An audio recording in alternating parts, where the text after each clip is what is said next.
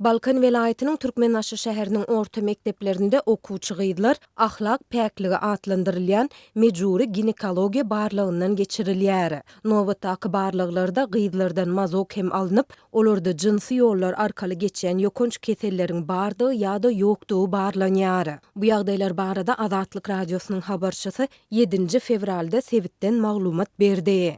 5 fevralda şäheriň 2-nji, 3-nji, 5-nji we 10-njy mekdeplerinde geçirilen barlyklara denan polisiýa ofitserleri hem gatnaşdy. Barlyklar okuw wagtynda mekdepleriň boş duran klaslarynda geçirildi. Dip ýagdaýlardan habarly bilim işäri anonimlik şertinde gurrun berdi. Onuň tasdiklamagyna görä mekdepleriň 8-nji klassdan ýokary synplarda okuyan okuwçy gyzlarynda geçirilýän barlyklar vilayet kaziýetiniň Sewitiň bilim bölümine beren tawşyrygy esasynda geçirilýär. Barlyklar mejburi bolup gyzlaryň razylygyna ýa-da garşylygyna garamazdan olaryň ählisinde gyradan geçirilýär. Hiç kim garşylyk görkezip bilmeýär diýip ýagdaýlardan habarly Balkanda okuwçy gyz anonimlik şertinde aýtdy. Bilim işärleriniň bir näçesiniň habarçymyza aýtmagyna görä, barlyklaryň geçirilmegine soňky aýlarda vilayetde okuwçylar arasynda ten söwdasyny edip, jinsy ýollar arkaly geçen ýokunç keselleriň ýokuşandygynyň anyklanmagy bilen bagly wakalaryň köpelmegi sebäp boldy. Şu sebäpli gyz okuwçylardan mazok barlygy hem alınıp, päklik barlygy geçirilýär diýip ýagdaýlardan habarly ýene bir bilim işäri anonimlik şertinde aýtdy. Bilim işärleri barlyklary geçirýän topara salgylanyp, soňky aýlarda mekdep okuwçylarynyň arasynda göwreli galýan gyzlaryň sanynyň hem köpelendigini belleýärler. Soňky 4 aýda vilayet boýunça göwreli galan okuwçy gyzlaryň sany 15-e ýetipdir. Bu diňe anyklanan wakalar bolup abort etdirýän okuwçy gyzlaryň sany hem aşy köpelipdir.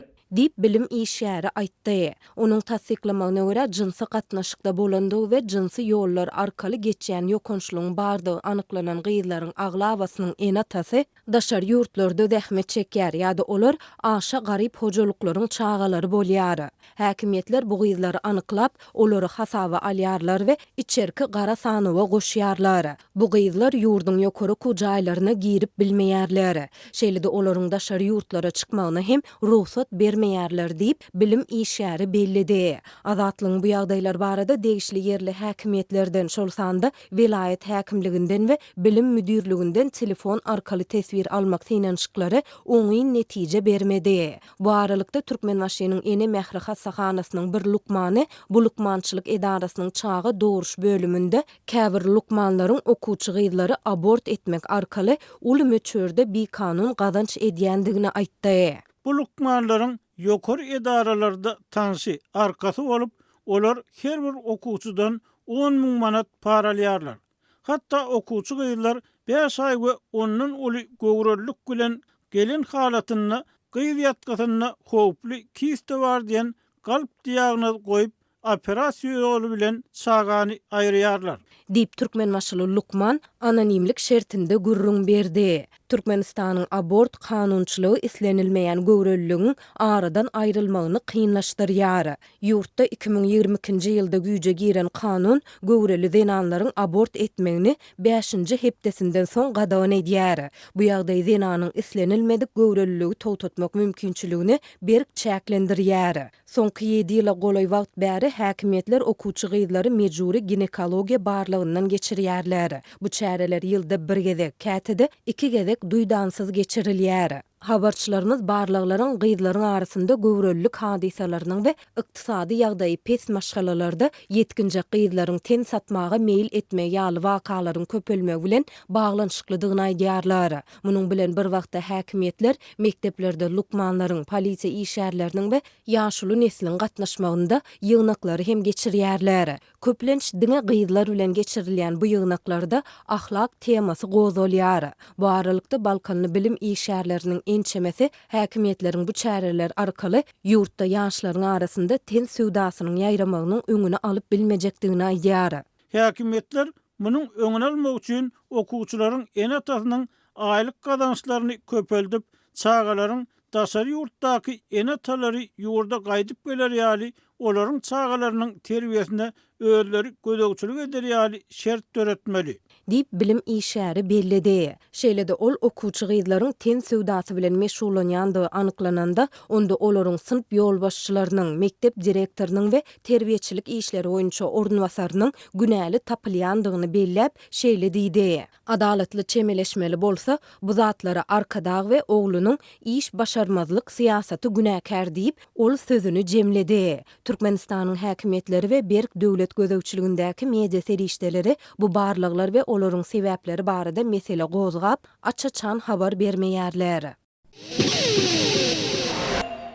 Türkmenistanda ortada gatnayan uçarlara uly isleg saklanýar. Türkmenistanyň milli aviakompaniyasy ortada uçar gatnawyny bes eden soň Rus S7 şirketi iki ýurduň arasynda uçar gatnawyny üpçün edýän ýeketäk aviakompaniýa bolup, onuň biletleri has kymmat bolsa-da tiz satylyp gutarýar. Bu aralykda ortada gitmäge mümkinçilik gözleýän türkmenistanlylar arzan bilet satyn alyp bermekde ýardam hödürleýän hilegärleriň aldygyna düşýär. Russiýa gitmekçi bolýanlar S7 aviakompaniýasynyň uçurlarynyň biletlerini arzan bahadan tapyp bermek wadasyny berýän hilegärleriň tuzagyna düşýärler we ençeme pullaryny aldyrýarlar. Türkmenawa şäheriniň polisiýa bölümine resmi ardalar hem gelip gowuşdy. Emma polisiýa işgärleri ard edýänlere ýardam edip bilmeýärler.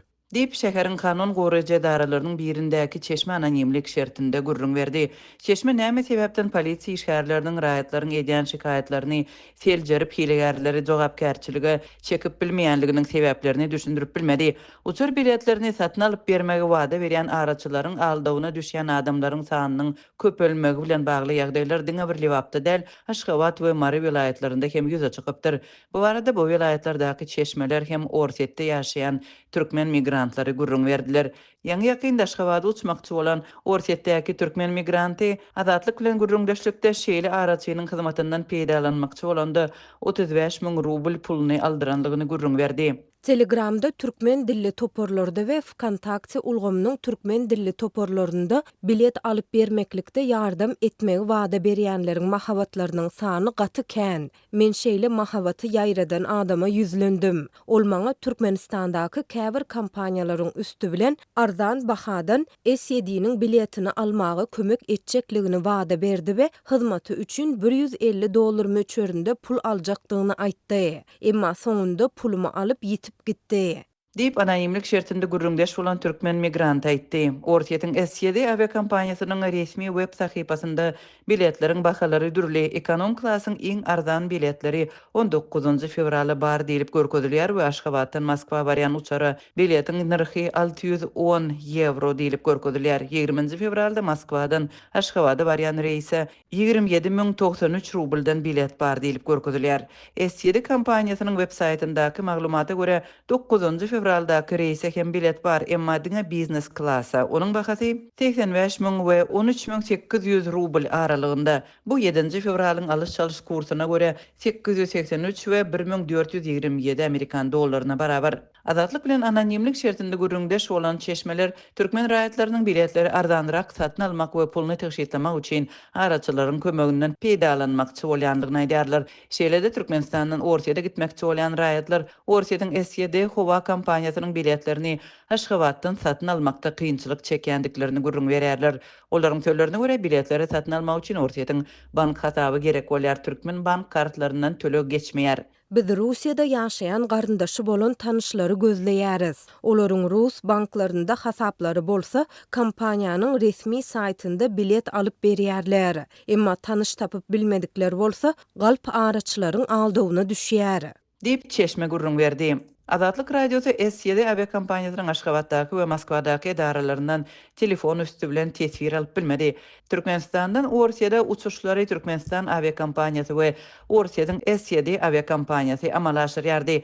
Emma geçen ýylyň aýagynda Türkmen howa ýollary Moskwa bilen Aşgabatyň arasyndaky uçar gatnawlaryny toktatdy. Şonda uçar gatnawlarynyň 2024-nji ýylyň 30-njy dekabrynyň 2025-nji ýylyň 31-nji ýanwaryna çenli bolmajakdygy aýdylypdy. Ýöne bu karara gelinmeginiň hiç bir sebäbi görkezilmändi. Ýani Türkmen howa ýollary Aşgabat bilen Moskwanyň arasyndaky uçar gatnawdyň toktudylan möhletini mart aýyna çenli uzaltdy.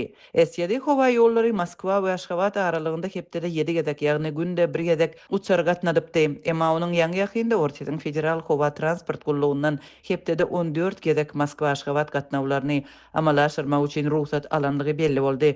Bu barada Ortiýanyň Interfax habar agentligi Rosaviasiýa gulluguna salgylanyp 28-nji ýanwarda habar berdi. Türkmenistandan Orsiýada seýahatçylaryň sany soňky 2 ýylda 16 esse artypdyr. Köpüsi zähmet migrantlary diýip Türkmen News neşriniň 6-njy fevralda çap eden maglumatynda aýdylýar. Orsiýanyň serhet gullugynyň statistikasyna salgylanmak bilen çap edilen maglumata görä 2024-nji ýylda Orsiýada baran seýahatçylaryň sany boýunça Türkmenistan ilkinji 5 ýurdun hatarına girýär.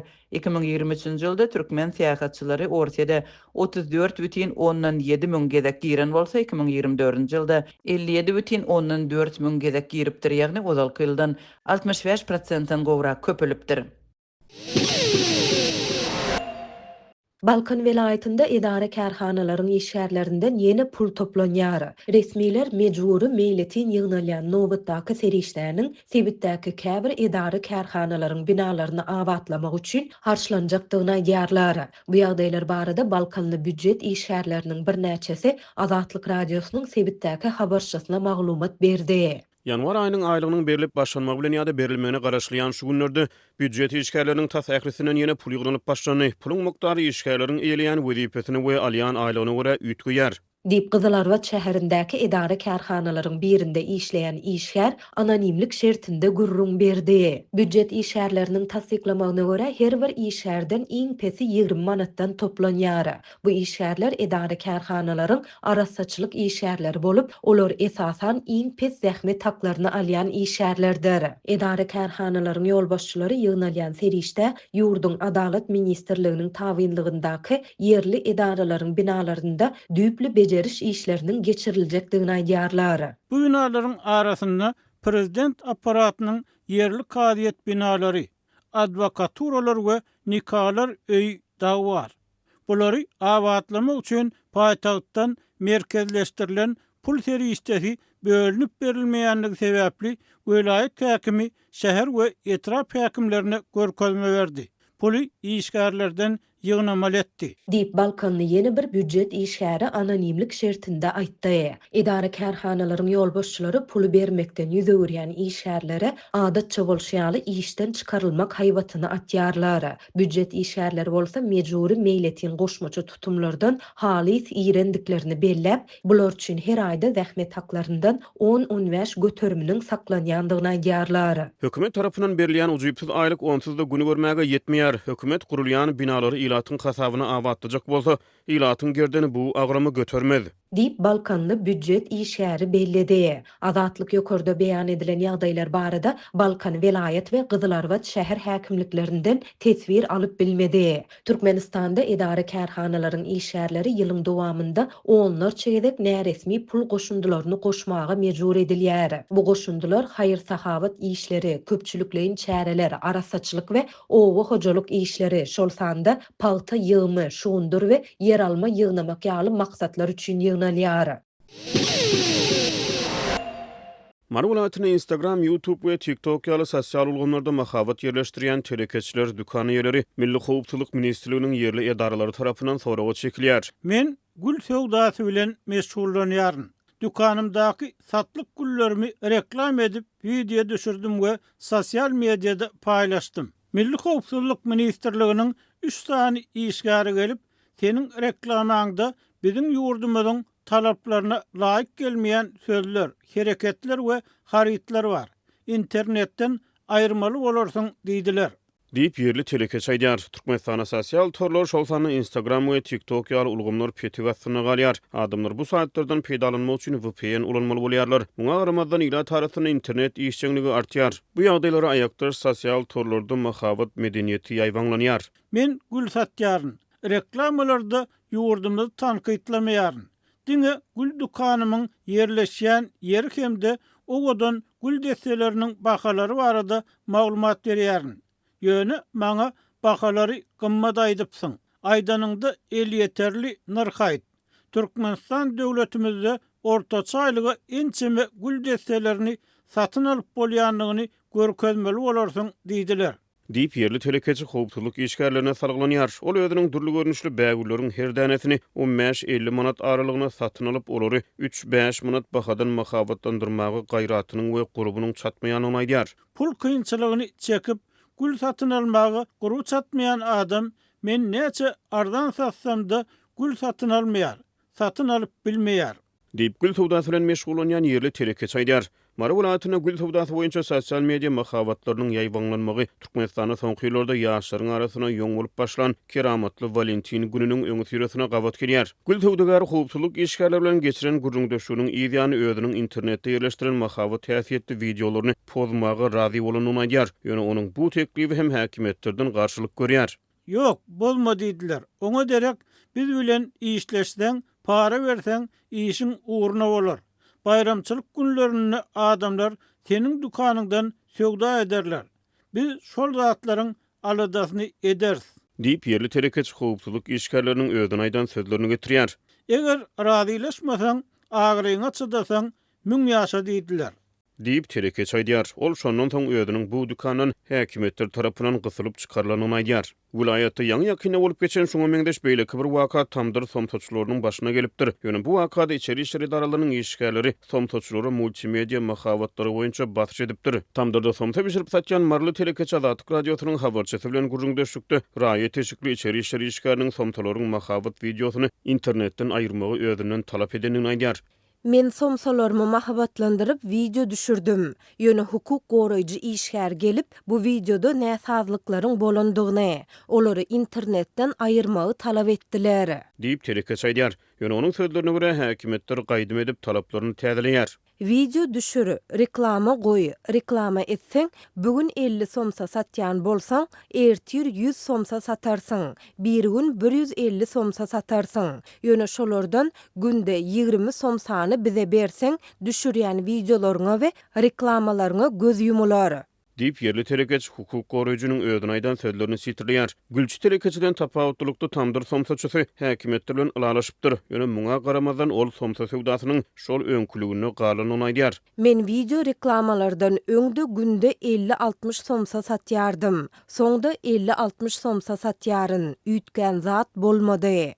Diýip somtaç aýdýar. Azatlyk radiosu bilen aýyrbaşy gurrunda şolan beýleki bir Türkmenistany telekeçi hem multimedia mahabatlary boýunça häkimet gödäwçiliginiň güýçlünýüni tasdiklap, howpsuzlyk işgärleriniň şeýle mahabatlary boýunça telekeçileri ala tutýanyny aýdýar. Azatlyk radiosu maglumatlary boýunça hukuk goraýjy edaralardan resmi tesbir alyp bilmeýär. Ýurtda multimedia mahabatlary 2016-njy ýylda kabul edilen mahabat hakyna Türkmenistanyň kanuny bilen düzgünleşdirilýär. Birleşen Ştatlaryň prezidenti Donald Trump halkara jinayet kaziýetiniň resmilerine ABŞ-ny we Israýly nyşany alýan derňewleri başladandygy üçin sanksiýa girizmek baradaky karara gol çekdi. Aktamyň web sahypasynda çap edilen Trump'ın kararynda Gagadaky kaziýetiň Birleşen Ştatlary we onuň ýakyn ýarany Israýly nyşany alýan bi-kanun we esassız hereketleri edendigi aýdylýar. Trump tarapyndan 6 fevralda gol çekilen kararda bu hereketleriň ABŞ-nyň häzirki we öňkü işgärlerine şolsanda Birleşen Ştatlaryň harby güýçleriniň agzalaryna da howp salýan howply görüldi bolandygy aýdylýar. Şeýle-de resmi namada kaziýetiň Israýlyň premier ministri Benjamin Netanyahu bilen öňkü gorunmak ministri Yoav Gallanty Gazadaky Palestinalılara karşı eden hereketleri üçin tutsaw etmek barada esassız karar çıkarmak bilen öz ıhtiyarlıklarından hıyanatçılıklı peýdalanandygy bellenilýär. Halkara jinayet kaziýetiniň ambasha ýa-da Israýl babatynda hiç şeýle ýuridiksiýasy ýok. Sebäbi bu ýurtlaryň hiç biri Rim düzgünnamesyna gatnaşmaýar ýa-da halkara jinayet kaziýetiniň agzasy däl. Bu ýurtlaryň hiç biri hiç wagt halkara jinayet kaziýetiniň ýuridiksiýasyna ikrar etmedi we olaryň ikisi de uruş kanunlaryny berk berjay edýän harby güýçler bilen gülläp ösýän demokratiýaly ýurtlar bolup durýar diýip Trump aýtdy. Bu karara Netanyahu 4. fevralda Aktamda Trump bilen duşandan soň gol goýuldy. Sanksiýalar Halkara Jenaýat Kaziýetiniň resmileriniň, işgärleriniň we olaryň maşgala agzalarynyň Birleşen Ştatlara girmegini gadan edýär we olaryň ählisiniň ABŞ-nyň ýuridiksiýasyndaky aktiwleriniň we emlaklariniň doňdurulmagyny göz öňünde tutýar. Bu sanksiýalar kaziýetiň dermegine kömek eden hasaplanýanlara hem degişlidir. Halkara Jenaýat Kaziýeti 2024-nji ýylyň noýabr aýynda Netanyahu we Galant şeýlede Israýlyň ölendigine aýdýan Hamas toporunyň harby başlygy Muhammed Deif üçin tutsaw etmek barada karar çykardy. Bu kararyň azyndan 2023-nji ýylyň 8-nji oktýabryndan 2024-nji ýylyň 20-nji maýyna çenli amala aşyrylan uruş jenaýatlary we adamzada garşy jenaýatlar üçin kabul edilendigi aýdyldy. ABC we Ýewropa Birleşigi tarapyndan terror guramasy hökmünde ikrar edilen Hamas toporu 2023-nji ýylyň 7-nji oktýabrynda Israýla hüjüm edip 1200-e goloý adamy esasanam Israýlyň raýatlaryny öldürdi we başga-da ýüzlerçe adamy zamun aldy. Munyň ýanynda Israýlyň Hamasy ziýansızlandyrmaga gönüktirilen soňraky hüjümleri esasan Gaza zolagynda 10 miňlerçe adamyň ölmegine sebäp boldy. Trump 2020-nji ýylda özüniň ilkinji administrasiýasy döwründe Halkara Jenaýat Kaziýetiniň şol wagtky prokurory Fatou Bensouda we beýleki ýokary wezipeli resmiýlere we işgärlere maliýe sanksiýalaryny we wiza gadançylygyny girizdi. Bu çäre Bensouda Owganistandaky ABŞ eskerlerine garşy uruş jenaýatlary baradaky aýplamalar boýunça derňi başlatmagynyň ýanyna gabat gelipdi. ABŞ-nyň öňkü prezidenti Joe Biden 2021-nji ýylda işe başlan badyna sanksiýalary ýatyrypdy.